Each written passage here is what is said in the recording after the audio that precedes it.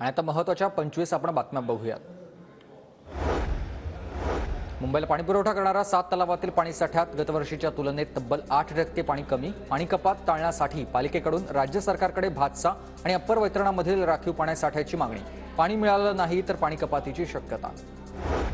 मुंबईतील धोकादायक शिव रेल्वे उड्डाण पूल बंद करण्यासाठी नव्या तारखेची घोषणा। 29 फेब्रुवारीपासून पूल 2 वर्ष वाहतुकीसाठी बंद राहणार। पर्यायी मार्ग वापरामुळे शिव रुग्णालयाजवळ वाहतूक कोंडीची शक्यता। मुंबई विद्यापीठाच्या पदव्युत्तर विधी शाखेच्या द्वितीय सत्र परीक्षेचा निकाल शनिवारी जाहीर। विद्यापीठाने तब्बल 78 दिवसांनंतर परीक्षेचा निकाल जाहीर केलाय। 24.24% विद्यार्थी उत्तीर्ण। गोरेगाव ते मालाड दरम्यान वाहतूक कोंडीचा तिढा सुटणार।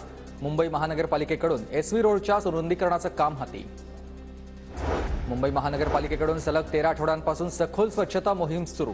मागील आठवड्यात झोपडपट्ट्यांमधून 2,500 मेट्रिक टन कचऱ्याचं संकलन।